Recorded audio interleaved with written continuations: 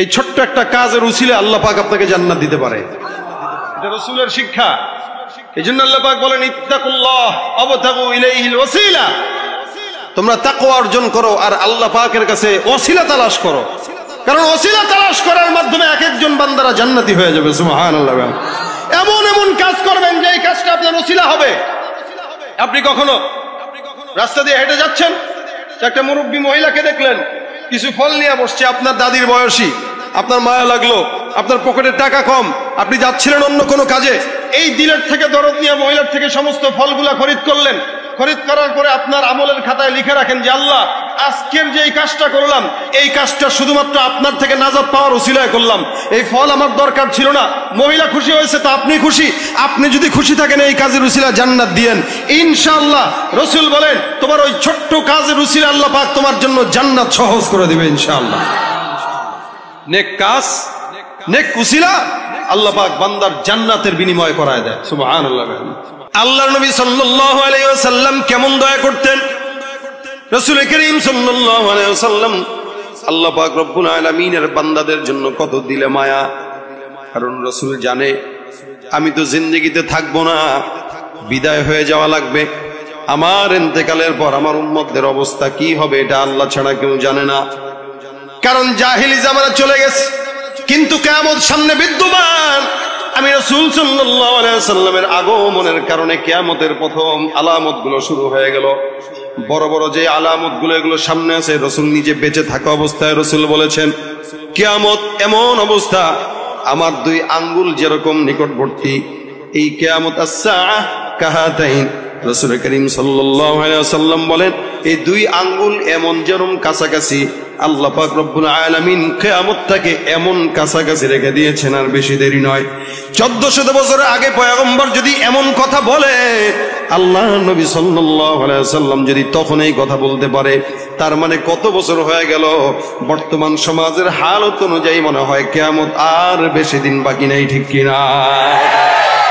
আল্লাহ নবী তখন দোয়া করে গেলেন, বান্দাদের জন্য দোয়া করলেন। কারণ পয়গম্বর জানে আমার ইন্তেকালের পর আল্লাহ পাক রব্বুল আলামিন উম্মতের সঙ্গে কেমন আচরণ করবেন এটা আমার জানা নাই। যার কারণে আল্লাহর কাছ থেকে আমার ওয়াদা নেওয়া লাগবে। মালিক রব্বুল আলামিন আমার উম্মতের সঙ্গে কেমন আচরণ করবে এটা আমি জানি না। আল্লাহ পাক রব্বুল আলামিন পয়গম্বরের ইন্তেকালের আগে কিন্তু সবকিছু সুন্দর করে পরিষ্কার করে দিয়েছেন। যখন নাকি দিন সম্পূর্ণ হয়ে গেল, আল্লাহ পাক রব্বুল আলামিন বলেন আল-ইয়াওমা আকমালতু লাকুম দীনাকুম ওয়া আতমামতু আলাইকুম নি'মাতি ওয়া রাদিতু লাকুমুল ইসলাম দীনা। সমস্ত সাহাবা একরামদের ভিতরে কেমন যেন একটা হতাশা নেমে আসলো। আয় হায়, এমন আয়াত নাজিল হওয়া মানে তো পয়গম্বরকে দুনিয়ার জমিন থেকে উঠায় নিয়ে যাওয়া। এ মুসলমান, আল্লাহর রাসূল সাল্লাল্লাহু আলাইহি ওয়াসাল্লামকে আল্লাহ পাক বলেন দিনটা পরিপূর্ণ হয়ে গেল, তার মানে আপনার আমার কাছে আসার সময় হয়ে গেল। রাসূল করিম সাল্লাল্লাহু আলাইহি ওয়াসাল্লাম ডাক দিয়ে বলে আল্লাহ, দিন যেহেতু পরিপূর্ণ, আমি যেহেতু বিদায় হয়ে যাব, হে রব্বে কারীম, আমার সমস্ত উম্মতরা দুনিয়ার জমিনে বেঁচে থাকবে, তাদের সঙ্গে কেমন আচরণ করা হবে এটা আমি জানি না। অন্য নবীর উম্মতদেরকে যখন দুনিয়ার জমিনে গুনাহের কারণে তাদেরকে এমন ভাবে আযাব দেওয়া হতো, আমি নবী দুনিয়ার জমিনে ইন্তেকালের পর রব্বুল আলামিন তুমি তাদের সঙ্গে কি ব্যবহার করবা, আমার সঙ্গে ওয়াদাবদ্ধ না হওয়া পর্যন্ত আমি পয়গম্বরের দিলে শান্তি আসবে না। আল্লাহ পাক রব্বুল আলামিন বলেন ওয়ালা সাউফা ইউতিকা রাব্বুকা ফাতারদা। আল্লাহ পাক রব্বুল আলামিন অচিরেই আপনার রব আপনাকে সন্তুষ্ট করবেন। কেমনে সন্তুষ্ট করবে? বলে আপনার যত চিন্তা আছে, পেরেশান আছে উম্মতদেরকে নিয়ে, আমি আল্লাহ সমস্ত পেরেশানি আপনার উম্মতের ব্যাপারে আল্লাহ আমি আসান করে দিব। কিভাবে আসান করবেন? রাসূল সাল্লাল্লাহু আলাইহি ওয়াসাল্লাম বলেন আল্লাহ সারা দুনিয়ার উম্মতটা যারা কিয়ামত পর্যন্ত আসবে, এরা আমি পয়গম্বরকে দেখবে না, এরা আমি পয়গম্বরকে দেখে নাই, জানে না। দুনিয়ার জমিনে আমার সাহাবা আজমাইন আমাকে দেখলো, আমাকে মানলো, আমার সব কথা শুনলো, কিন্তু শেষ জামানার উম্মতটা আমি নবীকে দেখবে না, জানবে না, শুনবে না। তারা আমি নবীকে কেমনে মানবে, কেমনে বুঝবে? যার কারণে আল্লাহর নবী সাহাবাদেরকে বন্ধু বলেন নাই, আপনার মতো আমার মতো উম্মতদেরকে বন্ধু বলেছেন। আল্লাহর সাহাবা পয়গম্বরের সাহাবা একরামরা ডাক দেয়া বলেন ইয়া রাসূলুল্লাহ, আপনি এত সাহাবা আজমাইনদের দল থাকতে কেমনে আপনি অন্য কাউকে বন্ধু বলেন? যাদেরকে আপনি বন্ধু বললেন তারা কে? পয়গম্বর বলেন তোমরা আমার সাহাবা। সমস্ত উম্মতেরা আমার ইন্তেকালের পরে দুনিয়ার জমিনে আসবে, এরা আমি নবীকে দেখবে না, এরা আল্লাহ পাক রব্বুল আলামিনকে দেখে নাই, এরা আমির নবীর মুজিজাও দেখবে না, কিন্তু এরা আমাকে না দেখে আমি রাসূলের জন্য জীবন দিতে তৈয়ার হবে। নিঃসন্দেহে জেনে রাখবা ওই শেষ জামানার উম্মতরাই হলো আমি পয়গম্বরের বন্ধু। সুবহানাল্লাহ। এই জন্য আল্লাহ পাক রব্বুল আলামিন পয়গম্বরের বন্ধুদেরকে মুমিন বলে ডেকেছেন। অন্যান্য কিতাবের ভিতরে অন্যান্য নবীদের উম্মতদেরকে আল্লাহ মিসকিন বলেন। মুহাম্মদুর রাসূলুল্লাহ সাল্লাল্লাহু আলাইহি ওয়াসাল্লামকে আল্লাহ পাক রব্বুল আলামিন কোরআনের ভিতরে অন্য কোন শব্দ দিয়ে ডাকেন নাই। আল্লাহ বলেন ইয়া আইয়ুহাল্লাযীনা আমানু, অর্থাৎ হে মুমিনের দল, রব্বুল আলামিন আপনার মতো আমার মতো নালায়েক নাখান্দা বান্দাদেরকে নাম দিয়েছেন মুমিন। কি জোরে বলেন মুমিন। তার মানে একজন মুমিন যে হবে সে নামাজ পড়বে, একজন মুমিন যে হবে সে যাকাত আদায় করবে, একজন মুমিন যে হবে সে রাসূলের সুন্নাত মানবে, একজন মুমিন যে হবে সে হক কথা টাকার বান্ডিল দেখার পরেও বলে যাবে, একজন মুমিন যে হবে সে কারোকে ধোঁকা দিতে পারবে না, একজন মুমিন যে হবে কারো জায়গা নষ্ট করতে পারবে না। যার মানে আল্লাহ পাক রব্বুল আলামিন এই মুমিন শব্দটা আপনাকে আমাকে বলেছেন। যারা বর্তমানে নিজেদেরকে মুমিন দাবি করে কিন্তু ঈমান নাই, যারা বর্তমানে নিজেদেরকে মুসলমান দাবি করে নামাজ নাই, রোজা নাই, হজ নাই, যাকাত নাই, ঈমান নাই, আখলাক নাই, যতই দাবি করুক দাবির নাম মুসলমান না, এটা হলো ভণ্ডামি। ঠিক কিনা? তুমি রমজান এলে রাখো না রোজা, দিনকে করো আঘাত, পয়সা করির নেই তো অভাব, দাও না তো যাকাত। আছে না নাই? মুসলমান দাবি করে নামাজের কথা বলবেন ভাই, প্যান্টের সমস্যা, কিসের সমস্যা? রোজার কথা বলবেন, কিসের সমস্যা? Diabetes, gastric. নামাজের কথা বললে লুঙ্গি প্যান্ট সব নাপাক। যাদের প্যান্ট 30 বছর বয়সেও নাপাক থাকে এদেরকে প্যাম্পাস পরানো দরকার। ঠিক কিনা? তুমি রমজান এলে রাখো না রোজা, দিনকে করো আঘাত, পয়সা করির নেই তো অভাব, দাও না তো যাকাত। তুমি ইমানদারির বড়াই করো, নেই তোমার ঈমান, ইমানদারির বড়াই করো, নেই তোমার ঈমান। তুমি কেমন মুসলমান, তুমি কেমন মুসলমান? নামাজের সাথে নাই পরিচয়, মানো না কোরআন, নামাজের সাথে নাই পরিচয়, মানো না কোরআন। তুমি কেমন মুসলমান? ঠিক কিনা? নবীর উম্মত দাবি করো, সুন্নাহ মানো না, নবীর অপমানে তোমার হৃদয় কাঁদে না। নবীর উম্মত দাবি করো, সুন্নাহ মানো না, নবীর অপমানে তোমার হৃদয় কাঁদে না। তুমি বিজাতীয় সংস্কৃতিতে সঁপেছ পরাণ, বিজাতীয় সংস্কৃতিতে সঁপেছ পরাণ। তুমি কেমন মুসলমান, তুমি কেমন মুসলমান? আছে না নাই? রাগ করেন কেউ?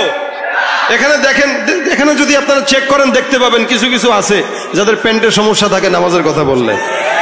আবার কারো এমনিও প্যান্টের সমস্যা, কোন জায়গায় বলে চতুর জায়গায় ছিঁড়া। আছে না নাই? আল্লাহ বলে আমি নাম দিলাম মুমিন, আর এরা কাম করে সব মুনাফিকের। কত সম্মান আল্লাহ পাক আমাদেরকে দিয়েছেন, যেখানে মালিক আমাদের নাম রাখছেন মুমিন। অন্য নবীদের বেলায় দেখেন সমস্ত পয়গম্বরদেরকে আল্লাহ পাক রব্বুল আলামিন কোরআনের ভিতরে নাম ধরে ধরে উল্লেখ করেছেন। মুসা, ইয়া মুসা লা তাখাফ, ইয়া ইয়াহইয়া খুযিল কিতাবা বিকুওয়া। অন্য নবীকে ডাক দেয়া বলেন ইয়া যাকারিয়া ইন্না নুবাশশিরুকা বিগুলাম। অন্য আয়াতের ভিতরে আল্লাহ পাক রব্বুল আলামিন বলেন ওয়া ইব্রাহিমা ওয়া ইসমাঈলা ওয়া যাল কিফল। সমস্ত পয়গম্বরদেরকে রব্বুল আলামিন নাম ধরে ধরে ধরে ধরে উল্লেখ করেছেন। কিন্তু মুহাম্মদুর রাসূলুল্লাহ সাল্লাল্লাহু আলাইহি ওয়াসাল্লামের পাল্লা যখন আসলেন, আল্লাহ পাক বলেন অন্য নবী আর মুহাম্মদ নবী এক হতে পারে না। আমি রব্বুল আলামিন অন্যদেরকে নাম ধরে ডাকলাম, কিন্তু মুহাম্মদকে নাম ধরে ডাকবো না। মুহাম্মদকে আমি আল্লাহ ডাকলাম ইয়া আইয়ুহান নবী। এই জায়গায় রব্বুল আলামিন নবী বলে সম্বোধন করেছেন। শুধু তাই নয়, উম্মতদেরকে বলেছেন খবরদার, তোমরাও কিন্তু অন্যদেরকে যেমন ভাবে নাম ধরে ধরে ডাকো, মুহাম্মদুর রাসূলুল্লাহকে তোমরা কোনোদিন নাম ধরে ডাকবা না। আমি আল্লাহ নাম ধরে ডাকি নাই, যখনই নাম ধরলাম তখন নামের সঙ্গে পয়গম্বরের লকবও লাগাই দিলাম। সুবহানাল্লাহ। মুহাম্মদুর রাসূলুল্লাহ ওয়াল্লাযীনা মাআহু আশিদ্দাউ আলাল কুফফার। রব্বুল আলামিন বলেন, আল্লাহ পাক রব্বুল আলামিন বলেন মুহাম্মদ হলো আল্লাহর রাসূল। অন্য আয়াতে বলেন মা কানা মুহাম্মাদুন আবা আহাদিন মির রিজালিকুম ওয়ালাকিন রাসূলুল্লাহ ওয়া খাতামান নাবিয়্যিন। এখানে রব্বুল আলামিন দুইটা পরিচয় তুলে ধরেন। মুহাম্মদ তোমাদের কোন পুরুষের পিতা নয়, মুহাম্মদকে জানো। আল্লাহ পাক রব্বুল আলামিন বলেন মুহাম্মদের পরিচয় হলো মুহাম্মদ আল্লাহর রাসূল। মুহাম্মদের দুই নম্বর পরিচয় ওয়া খাতামান নবিয়্যিন। দুনিয়ার জমিনে অসংখ্য বেঈমানের বাচ্চারা আসবে রাসূলের পরে, যারা নিজেদেরকে নবী বলে স্বীকার করবে, গোলাম আহমদ কাদিয়ানীর মত, ঠিক কিনা? এই কারণে আল্লাহ বলেন ওয়া খাতামান নবিয়্যিন, আমি দুনিয়ার জমিনে একমাত্র শুধুমাত্র কেবলমাত্র শেষ নবী হিসেবে আখিরি জামানার নবী মুহাম্মদুর রাসূলুল্লাহকেই পাঠাইলাম। সুবহানাল্লাহ। সুতরাং নবীর পরে আর নবী আছে, আসবে। আল্লাহর নবী বলেন আমার উদাহরণ ওই দেয়ালের মতো, যেই দেয়ালের ভিতরে আল্লাহ পাক রব্বুল আলামিন সব ইট লাগাইলেন। মুসা পয়গম্বরকে পাঠানোর মাধ্যমে একটা ইট লাগলো, ঈসার মাধ্যমে আরেকটা ইট লাগলো। এক একজন নবীকে পাঠাইলেন, এক একটা ইট এক সুন্দর সুন্দর করে করে লেগে গেল, মাত্র একটা ইট বাকি। রাসূল সাল্লাল্লাহু আলাইহি ওয়াসাল্লাম বলেন আমার উদাহরণটা ওই ইটের মতো, যেই ইটকে আল্লাহ পাক রব্বুল আলামিন এই জায়গায় বসানোর মাধ্যমে নবুয়তের দেয়ালটা পরিপূর্ণ করে দিয়েছেন। সুবহানাল্লাহ। শুধু তাই নয়, পরিপূর্ণ করেন নাই। আল্লাহ পাক রব্বুল আলামিন বলেন তোমাদের জন্য আমি আল্লাহ পাক রব্বুল আলামিন রহমতের নবী একজনকেই পাঠাইলাম, কারণ আমি নিজে দয়া পছন্দ করি। আমার নবীকেও পাঠাইলাম, নবীও যেন দয়া মায়া পছন্দ করে, যার কারণে সমস্ত মহাব্বত দিয়ে আমি পয়গম্বরকে পাঠানোর পরে আমি তোমাদের জন্য রাসূলের দিলের ভিতরে দুনিয়ার মহাব্বত ঢেলে দিলাম। এত মহাব্বত রাসূলের পয়গম্বরের উম্মতদের জন্য। জাবির বিন আব্দুল্লাহ রাদিয়াল্লাহু তাআলা আনহু বর্ণনা করেন, আমি একবার এমন অবস্থায় ছিল, কোন একটা সফরে যাচ্ছিলাম। আল্লাহর নবীর সাহাবী জাবির ইবনে আব্দুল্লাহ রাদিয়াল্লাহু তাআলা আনহুর পিতা কোন এক যুদ্ধে, উহুদের যুদ্ধে শহীদ হন। উনি একা ছিলেন, ওনার সাত বোন ছিল। যখন নাকি বাবার ইন্তেকাল হয়, বাবার ইন্তেকালের পরে জাবির ইবনে আব্দুল্লাহ রাদিয়াল্লাহু তাআলা আনহু পেরেশান, কারণ চতুর্দিক থেকে ঋণের বোঝা ছিল। এদিক দিয়ে বোনদেরকেও লালন পালন করা লাগতো, এদিক দিয়ে নিজের অবস্থাও ভালো না। জাবির বিন আব্দুল্লাহ বলেন জাতুর রিকা যুদ্ধের ভিতরে আমরা যখন রওনা হয়ে গেলাম, সকল সাহাবা একরাম রওনা হয়ে গেলেন। আমার উটটা এত দুর্বল, এই দুর্বল উট নিয়ে আমি সামনে আগাইতে পারছিলাম না, আমি পিছনে পিছনে আস্তে আস্তে আগাচ্ছিলাম। সমস্ত সাহাবা আজমাইনরা সামনে সামনে আগায়, আমার পয়গম্বর একদম কাফেলার সবার শেষে। আমি রাসূল করিম সাল্লাল্লাহু আলাইহি ওয়াসাল্লামের একটু আগে, আল্লাহর নবী সাল্লাল্লাহু আলাইহি ওয়াসাল্লাম আস্তে আস্তে করে সামনের দিকে আগায়। আমাকে এমন অবস্থায় পেলেন যে আমি উটের থেকে নিচে নেমে উটকে হাওদা দিয়া সামনে উটকে আগে আগে আগায় বাড়াচ্ছিলাম।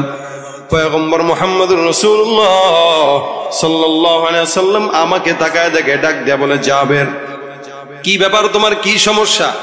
জাবের বলেন ইয়া রাসূলুল্লাহ, আমার উটের দিকে তাকায় দেখেন দুর্বল। এমন দুর্বল উট নিয়ে আমি রওনা হয়ে গেলাম, কারণ আমার আর্থিক অবস্থা খারাপ, আমি ঋণগ্রস্ত। পয়গম্বর, যুদ্ধের ময়দানে আপনার সঙ্গে যেতে পারাটা আমার জন্য সৌভাগ্যের, যার কারণে দুর্বল উট নিয়ে আমি আপনার জন্য যুদ্ধের ময়দানে রওনা হয়ে গেছি। আল্লাহ রাসূল সাল্লাল্লাহু আলাইহি ওয়াসাল্লাম বলেন, হে জাবের, তোমার উটের লাঠিটা আমার কাছে দাও, নয়তো অন্য কোনো একটা লাঠি আমার কাছে এনে দাও। জাবের বলেন, আমি যখন পয়গম্বরকে লাঠি দিলাম আগিয়ে, রাসূল করিম সাল্লাল্লাহু আলাইহি ওয়াসাল্লাম লাঠিটা সুন্দর করে ধরলেন। ধরার পরে আমার উটের দিকে পেটের ভিতরে একটা দুইটা খোঁচা মারলেন। আল্লাহ রাসূল সাল্লাল্লাহু আলাইহি ওয়াসাল্লাম এছাড়া আর কিচ্ছুই করলেন না। আল্লাহর নবী আমাকে ডাক দিয়ে বলে, জাবের, আমি উটকে একটু খোঁচা দিয়ে দিলাম, আল্লাহ ভরসা, উটের উপরে উঠে বসো। জাবের রাদিয়াল্লাহু তাআলা আনহু বলেন, আমি পয়গম্বরের আদেশ পাওয়ার পর উটটার উপরে চড়ে বসলাম। আমি আল্লাহর কসম করে তাকায় বললাম, আমার উটটা এমন ভাবে চলা আরম্ভ করলো, রাসূল করিম সাল্লাল্লাহু আলাইহি ওয়াসাল্লাম তার উটটাও আমার উটের সঙ্গে এখন দৌড়ায় পাল্লা দেওয়া শুরু করে দিল। যে উটটা এত দুর্বল, ওই উটটা এখন রাসূল সাল্লাল্লাহু আলাইহি ওয়াসাল্লামের উট যেমনে যায় আমার উটটাও সেদিকে যায়। আল্লাহর নবীর উট যত দূর দৌড়ায় আমার উটটাও ঠিক তেমন ভাবে দৌড়ায়। রাসূল আমার উটের সঙ্গে হাঁটে আর আমাকে ডাক দিয়া বলে, যাবে উটটা কি তুমি আমার কাছে বিক্রি করবা কিনা? দেখেন মুহাম্মদুর রাসূলুল্লাহ সাল্লাল্লাহু আলাইহি ওয়াসাল্লামের কিন্তু উটের প্রয়োজন নাই। জাবেরকে ডাক দিয়া বলে, জাবের তুমি উট বিক্রি করবা কিনা? জাবের বলে, ইয়া রাসূলুল্লাহ বিক্রির প্রয়োজন নাই। হে পয়গম্বর, আপনার মতো রাসূলকে আমি আমার উটটা হাদিয়া দিয়ে ধন্য হতে চাই। আল্লাহর নবী সাল্লাল্লাহু আলাইহি ওয়াসাল্লাম বলেন, না না, তোমার হাদিয়া দেওয়া দরকার নাই, তোমার কাছে আমি কিনবো, তুমি ব্যবসায়িক আলোচনা করো। দেখেন এটা আমার রাসূলের সুন্নাত। এমনও কিছু মানুষ আমরা দেখতে পাই, আমাদের ওলামা একরামরা যদি যায়, কিছু গরিব মানুষ আছে দোকানের ভিতরে, চায়ের দোকানদার অথবা অন্য কোনো দোকানদার, আলেমদেরকে দেখলে সম্মান করে দোকান থেকে ফ্রি খাওয়াইতে চায়, আছে না নাই? এটা হলো রাসূলের আখলাক, ফ্রি তো দিতেই যাবে কারণ মহাব্বত। কিন্তু আল্লাহ নবী বলেন, না না, ব্যবসার জায়গায় তোমার থেকে কিনবো, তুমি আমার থেকে বিক্রি করবা, যত দাম হয় তত দাম দিয়া টাকা নিয়ে যাবা, তারপরে উটটা আমাকে ফেরত দিয়ে দিবা। রাসূল করিম সাল্লাল্লাহু আলাইহি ওয়াসাল্লামের এটা আদর্শ, যার কারণে কোনো ভক্ত যদি খাওয়াইতে চায় খালি পেট ভরে খায়েন না, এটা একটা খারাপ কাজ। কারণ ওই বেটা কয়জন রে খাওয়াবে? আরেকজন আলেম আসবে এরা খাওয়াবে, আরেকজন আসবে তারা খাওয়াবে, মানুষ আপনারা মনে করবেন যাক ফ্রি তো খাইতেছি। বেটা পরে চিন্তা করবে, দূর হুজুররা তো এরকমই খাওয়ান না, পরে আর দেখবেন আর কখনো খাওয়াবে না। এটা একটা ঝামেলা। এখানে রাসূলের সুন্নাত ফলো করেন। হ্যাঁ তুমি খাওয়াবা, এটা তোমার মহব্বত, ঠিক আছে ঠিক আছে। আজকে দুপুরে আসছে একটা হোটেলে বসছি খাইতে, বিল নিবে না শেষে, হুজুর আপনার থেকে বিল নিতে পারবো না। আমি আপনারা বিল দেবো না, আমার কাছে যে আছে সে দিবে, খাইছি আমি ঠিক আছে, কিন্তু বিল আমারটাও সে দিবে। এবার আপনি তার সাথে বুঝেন, না না নিবো না, আমি কি এরকম করলে আর জীবনেও ঢুকবো না। মহব্বত তো সে দেখাবেই, তাই বলে আমি তার থেকে ফ্রি খাবো? রাসূলের সুন্নাত।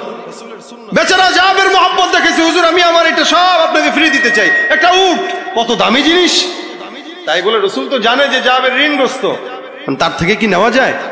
আর রাসূলের চিন্তা হইলো দরদ, দেখেন কতটুকু, যে জাবেরের উটটা এখন আমার দরকার নাই, এই জীর্ণ শীর্ণ উট নিয়ে আমি কি করব?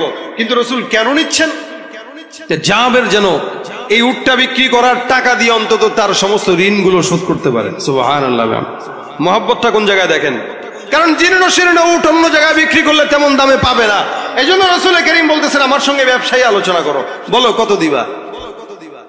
জাবের ডাক দিয়ে বলেন, হুজুর বলেন আপনি কত দিবেন? রাসূল বলেন, 1 দিরহাম। না এটা হয় নাকি? একটু আগে কি বলছে যে হুজুর আমি আপনাকে ফ্রি দিয়ে দিব, আর যখন রাসূল বলেন 1 দিরহাম, না এটা হয় 1 দিরহাম কি উট হয়? রাসূল বলেন কত? 2 দেই। না হুজুর এটা হয় না, তুমি বলো। আমি বলতে পারবো না হুজুর, আপনি বলেন।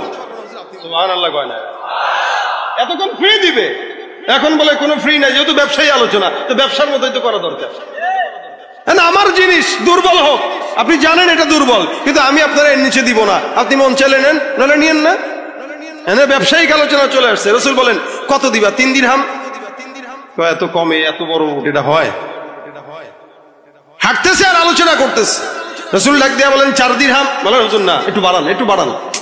মাঝে মাঝে দেখবেন মাছের বাজারে ইলিশের কেজি কত? 2000। 1000 হবে না, 1000 কে 1800 তো হইব না মিয়া, কি মাছ 1000 বলেন আপনি? জাবের বলে হুজুর 4 দিরহাম, 10 দিরহাম, 20 দিরহাম, এই দিরহাম দিয়ে এই উট মিলবে না, আরো বাড়াইতে হবে। জাবের বলেন আমি বাড়াইতে 40 দিরহাম পর্যন্ত করেছি। আমার রাসূল বলেন 40 দিরহামে তুই খুশি? জি আমি খুশি। আলহামদুলিল্লাহ, আমি তোর থেকে 40 দিরহামে কিনবো। সুবহানাল্লাহ। দরদটা দেখছেন কোন জায়গায়? কখনো কখনো যখন রাস্তায় হাঁটবেন, সবাইকে অনেকে দেখবেন রাস্তাঘাটে এটা সেটা বিক্রি করে, কেউ আছে পেটের টাকা দেয়, কেউ আছে ব্যবসা। দেখবেন কিছু মানুষ বয়স 70 বছর, কিন্তু সে বিক্রি করতেছে একটা চকলেট। আপনার চকলেট খাওয়ার অভ্যাস নাই, কিন্তু তারপরেও কিনেন। এই ছোট্ট একটা কাজের উসিলে আল্লাহ পাক আপনাকে জান্নাত দিতে পারে, এটা রাসূলের শিক্ষা। এই জন্য আল্লাহ পাক বলেন ইত্তাকুল্লাহ ওয়াবতাগু ইলাইহিল ওয়াসিলা, তোমরা তাকওয়া অর্জন করো আর আল্লাহ পাকের কাছে ওসিলা তালাশ করো, কারণ ওসিলা তালাশ করার মাধ্যমে এক একজন বান্দারা জান্নাতি হয়ে যাবে। সুবহানাল্লাহ। এমন এমন কাজ করবেন যে এই কাজটা আপনার ওসিলা হবে। আপনি কখনো রাস্তা দিয়ে হেঁটে যাচ্ছেন, একটা মুরব্বী মহিলাকে দেখলেন কিছু ফল নিয়ে বসছে, আপনার দাদির বয়সী, আপনার মায়া লাগলো, আপনার পকেটে টাকা কম, আপনি যাচ্ছিলেন অন্য কোনো কাজে, এই দিলের থেকে দরদ নিয়ে মহিলার থেকে সমস্ত ফলগুলা খরিদ করলেন, খরিদ করার পরে আপনার আমলের খাতায় লিখে রাখেন যে আল্লাহ, আজকের যে এই কাজটা করলাম, এই কাজটা শুধুমাত্র আপনার থেকে নাজাত পাওয়ার উসিলায় করলাম। এই ফল আমার দরকার ছিল না। মহিলা খুশি হয়েছে তো আপনি খুশি। আপনি যদি খুশি থাকেন এই কাজের উসিলা জান্নাত দিয়েন ইনশাআল্লাহ। রাসূল বলেন তোমার ওই ছোট্ট কাজের উসিলা আল্লাহ পাক তোমার জন্য জান্নাত সহজ করে দিবে ইনশাআল্লাহ। নেক কাজ, নেক উসিলা আল্লাহ পাক বান্দার জান্নাতের বিনিময় করায় দেয়। সুবহানাল্লাহ। রাসূল সাল্লাল্লাহু আলাইহি সাল্লাম বলেন 40 দিরহাম দেব, তাড়াতাড়ি উটটা দিয়ে দাও। জাবের বিন আব্দুল্লাহ ডাক দেয়া বলতেছেন না না, শর্ত হইল আমি এখান থেকে জাতুর রিকা পর্যন্ত যাব, আবার জাতুর রিকা থেকে মদিনা পর্যন্ত যাব। গাড়িটা এখন চালায় চালায় যাচ্ছি, আপনি যদি পয়গম্বর উটটা নিয়ে নেন আমি কোন জায়গায় চড়বো? শর্ত হইল আপনার কাছে বিক্রি করব, তবে এটা এখন নয়, মদিনায় যাওয়ার পরে তারপরে বিক্রি করব। দেখেন অবস্থা। রাসূল ডাক দিয়া বলেন ঠিক আছে যাও, জাতুর রিকা যাব, সেখান থেকে মদিনায় যাব, তারপরে উটের মালিক আমি হব, তুমি টাকার মালিক হয়ে যাবা। জাবের ডাক দিয়া বলতেছেন আমি মদিনায় যখন গেলাম, রাসূল সাল্লাল্লাহু আলাইহি সাল্লামের কাছে আমি আমার উট দেওয়ার জন্য গেলাম। আল্লাহর নবী সাল্লাল্লাহু আলাইহি সাল্লাম বলেন হে বেলাল, তাড়াতাড়ি সুন্দর করে উটটা নিয়ে নাও, 40 দিরহাম দাও, বরং তার চার একটু বাড়ায় দিও পারলে। সুবহানাল্লাহ কয় না? জাবের রাদিয়াল্লাহু তাআলা বলেন রাসূল আমাকে টাকা দিলেন, আমি রাসূলকে উট দিলাম। আল্লাহর নবী সাল্লাল্লাহু আলাইহি সাল্লাম বলেন হে জাবের, তুমি কি মনে করছো আমি উটটা কেন তোমার থেকে কিনলাম তুমি কি জানো? তোমার সঙ্গে আমি দামাদামি করলাম কেন তুমি জানো? জাবেরকে রাসূল ডাক দিয়ে বলেন জাবের, আমার তো উটের দরকার নাই, আমার তো অন্য কোনো কিছুর প্রয়োজন নাই, আমি তোমার থেকে উটটা খরিদ করলাম এই নিয়তে যে তুমি এই সমস্ত অর্থ সম্পদ দিয়া তুমি তোমার সকল হাজত পূরণ করে নিবা। সুবহানাল্লাহ। এটাই হলো আমার পয়গম্বরের মহব্বত, প্রেম। এই জন্য আল্লাহর নবী বলেন আনা নবিয়ুর রাহমাহ, আমি হলাম রহমতের নবী। আল্লাহ পাক রব্বুল আলামিন যখন জিবরাইল আজরাইলকে পাঠিয়ে দিলেন যাও, জিবরাইল একটু আল্লাহর নবীর কাছে যায়, ডাক দিয়া বলেন নবী আমার, আমি আল্লাহ পাক রব্বুল আলামিনের কাছে আসার জন্য তৈয়ার কিনা? পয়গম্বর সাল্লাল্লাহু আলাইহি সাল্লাম ডাক দিয়া বলেন হ্যাঁ, দুনিয়ার জমিনে থাকার জন্য আমার কোনো আগ্রহ নাই, আমি মালিকের কাছে যাওয়ার জন্য তৈয়ার। কিন্তু আমার মালিকের কাছে বলো আমি দুনিয়ার থেকে যাওয়ার পর আমার যেই গুনাহগার উম্মতরা আছে এই গুনাহগারদের উম্মতদের অবস্থা কি হবে? আল্লাহ পাক রব্বুল আলামিন জিবরাইলকে পাঠিয়ে দেয়া বলেন জিবরাইল যাও, লা আতরুকু উম্মাতাকা ফারদা, আপনি পয়গম্বর দুনিয়ার জমিন থেকে যাওয়ার পর আমি আপনার সমস্ত উম্মতদের জান্নাতে যাওয়ার জিম্মাদারি আমার কুদরতে হাতের ভিতরে নিয়ে নিব। রাসূল করিম সাল্লাল্লাহু আলাইহি ওয়াসাল্লাম এত দয়ালু, যার কারণে ইন্তেকালের আগে উম্মতের ফিকির করে। আল্লাহ পাক রব্বুল আলামিন বলেন এই নবীকে যদি পাওয়ার পরেও তোমরা জান্নাতে না যেতে পারো তাহলে কপাল বড় খারাপ। যার কারণে আল্লাহ বলেন লাকাদ কানা লাকুম ফি রাসূলিল্লাহি উসওয়াতুন হাসানা, রাসূলকে রহমতের নবী বানায় দিলাম। এই রহমতের নবী সকল আদর্শ তোমাদের জন্য আমি জরুর করে দিলাম। যারা মানবে তারা কামিয়াব, যারা মানবে না তারা নাকামিয়াব। সুতরাং পয়গম্বরকে উম্মত যদি দাবি করেন, পয়গম্বরের উম্মত যদি নিজেকে দাবি করেন, তাহলে রাসূল করিম সাল্লাল্লাহু আলাইহি ওয়াসাল্লাম বলেন লা ইউমিনু আহাদুকুম হাত্তা ইয়াকুনা হাওয়াহু তাবাআন লিমা জিতু বি, আমি যেই জিনিসগুলো নিয়ে আসলাম দুনিয়ার জমিনে এই সকল জিনিস না মানা পর্যন্ত কখনো কোনো বান্দা মুমিন হতে পারবে না। অর্থাৎ রাসূল যেমনে হাঁটলেন এমনি উম্মতরা হাঁটবে, রাসূল যেমনে খাইলেন এমনি উম্মতরা খাবে, রাসূল যেমনে নামাজ পড়লেন সেমনি উম্মতরা নামাজ পড়বে, রাসূল যেভাবে মুআমালা করলেন উম্মতরাও মুআমালা করবে, রাসূল যেভাবে মুআশারা করলেন উম্মতরা মুআশারা তেমন ভাবে করবে। অর্থাৎ রাসূলের সমস্ত কাজ যতক্ষণ পর্যন্ত বান্দা ফলো করবে না ততক্ষণ কোনো বান্দা মুমিন হতে পারবে না, ঠিক কিনা? এই কারণে দুনিয়ার কোনো নেতাকে মানবো না নবীকে মানবো, দুনিয়ার কোন মানুষ আমাদের আইডল হতে পারে না, ঠিক কিনা জোরে কোন? আজকে আমরা সমাজে দেখতে পাই যেই সমস্ত লোকেরা দুনিয়ার বাংলাদেশে নগ্নতা আর সমস্ত প্রকার নোংরামি ছড়ায়, আজকে আমরা তাদেরকে আইডল মনে করি, যুবকরা তাদেরকে আইডল মনে করে, যারা জায়গায় জায়গায় মেয়েদের পেটের ভিতরে বাচ্চা দিয়ে বেড়ায়। আর আমরা আমাদের দেশের সাংবাদিকরা তাদেরকে দায়িত্ব নিয়ে তাদের বাবা খুঁজে দেয়। আবার এই সমস্ত লোকদেরকে আমরা আইডল মনে করি। অর্থাৎ আইডল মনে করা দরকার ছিল একমাত্র বিশ্বনবী মুহাম্মদুর রাসূলুল্লাহ সাল্লাল্লাহু আলাইহি সাল্লামকে। যে বিশ্বনবীকে আইডল মনে করবে সে দুনিয়াতেও বাদশা আখিরাতেও বাদশা, ঠিক কিনা? এজন্য বিশ্বনবী আমাদের প্রাণের পুরুষ। রাসূল সাল্লাল্লাহু আলাইহি সাল্লামের আখলাক আমাদের জন্য অনুসরণীয়, অনুকরণীয়, রাসূলের আখলাক ফলো করবেন, তা আল্লাহ পাক রাসূলের সঙ্গে দিবে। এই জন্য হাদিস শরীফে রাসূল বলেন, কার সঙ্গে মহব্বত রাখো একটু হিসাব করে রাখো। যদি বেনামাজির সঙ্গে রাখো তো বেনামাজির সঙ্গে, নামাজির সঙ্গে রাখো তো নামাজির সঙ্গে। এই জন্যই ভাইরা আমার, আমরা সবাই এখানে অনেক ভাইয়েরা অনেক দল করি, কিন্তু আমাদের দিন শেষে এক আল্লাহর নামেই ঘুমাইতে হয়, এক নবীকেই নবী মানতে হয়। যেহেতু নবী আমাদের একজন, কোনো দরকার নাই দুনিয়ার কোন নেতার পিছনে বইরা বিশ্ব নবী মুহাম্মদুর রাসূলুল্লাহকে দূরে ঠেলা দেওয়ার। বরং নেতা যদি আমার নবীকে মানে তো আমিও আমার নেতাকে মানতে রাজি আছি, কোনো সমস্যা নাই। আমাদের দেশে আজকাল এই শিক্ষিত গণ্ডমূর্খগুলা, এই শিক্ষিত নামের গণ্ডমূর্খগুলা কিছুদিন পর পর এক একজন এক এক দিক থেকে আমাদের ইসলাম আর রাসূল করিম সাল্লাল্লাহু আলাইহি ওয়াসাল্লামের আখলাকের উপরে দু চারটা কথা বলতেও দ্বিধা করে না। আমি আপনি নিজেকে উম্মত দাবি করে ঘরের কোনায় বসে থাকি, আমাদের চোখের সামনে আজকে সমাজের কিছু কুলাঙ্গাররা ওলামা একরামদের গায়ে আঘাত দেয় অথবা রাতের অন্ধকারে ছুরি দিয়ে আঘাত দিয়ে তাদেরকে হত্যা করে, এটা আমরা এই সমাজে দেখতে পাই। অথচ তারাও নিজেদেরকে মুসলমান দাবি করে। আজকে যারা ওলামা একরামদের গায়ে আঘাত দেয়, এরা কালকে পয়গম্বরের কলিজা আঘাত দিতেও দেরি করবে না। এই কারণে নিজেকে নবীর উম্মত যদি দাবি করেন, অবশ্যই রাসূলের জন্য, ইসলামের জন্য, সুন্নাহর জন্য ওলামা একরাম যখন ডাক দিবে এভাবে বলবো, ইযহাব আনতা ওয়া রাব্বুকা ফাকাতিলা ইন্না হাহুনা কাঈদুন।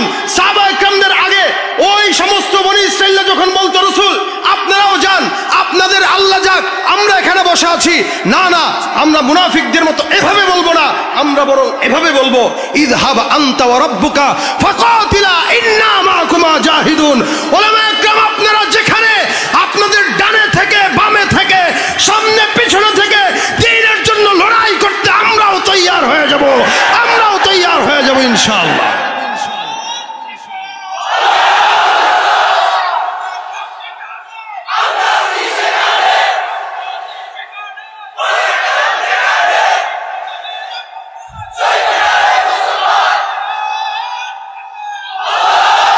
বিশ্ব নবীর অপমানে যদি না কাঁদে তোমার মন, মুসলিম নয় মুনাফিক তুমি নবীজির দুশমন। নবীর প্রেমে জীবন দেবে কে আছো নওজোয়ান, তকবীর তুলে সিংহ শাবক হও তুমি আগুয়ান। তোমার বুকে ইমানের বল, জবানে আল কোরআন, ভয়ে কাঁপে কাপুরুষ সব আর নরাধম শয়তান। জীবনের চেয়ে বুকে আছে বেশি নবীজির সম্মান, কেমনে তুমি থাকবে বসে হলে তার অপমান।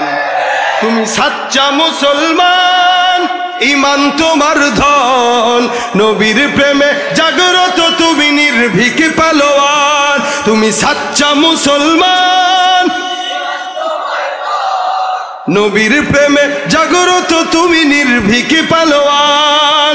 শ্রেষ্ঠ নবীর ব্যঙ্গ করে পাপিষ্ঠ আর বদনসিব, আমরা তাদের ঘৃণা জানাই ধিকি ধিকি ধিকি শতধিক। জাতিসংঘের কাজ কি তবে দর্শক হয়ে থাকবে চুপ, সাম্প্রদায়িক সম্প্রীতি আজ যাচ্ছে ভেঙে পাচ্ছে লোভ। আজকে যারা কুলাঙ্গারের পক্ষপাতী করছো সব, তোমরা কেউ ছাড় পাবে না, শক্ত ধরা পড়বে ঠিক। বয়কট হবে, ধিক্কৃত হবে বিশ্ব জুড়ে, নিন্দা কুড়াবে জাগলে মুসলমান, জাগলে মুসলমান, সাচ্চা মুসলমান। নবীর প্রেমে জাগ্রত তুমি নির্ভীক পালোয়ান। তুমি সাচ্চা মুসলমান, ইমান তোমার ধন, নবীর প্রেমে জাগ্রত তুমি নির্ভীক পালোয়ান। ঠিক কিনা? রাসূলের উম্মত দাবি করি তো ইনশাআল্লাহ, রাসূলের জন্য প্রস্তুত থাকবো তো ইনশাআল্লাহ। দয়ার নবীর উপরে দয়া আমাদেরও করা দরকার আছে না নাই? এটাই হচ্ছে আমাদের দয়া। রাসূলের জন্য আমরা দয়া করলে রাসূলের খুব বেশি উপকার হবে না, বরং আমাদের উপকার।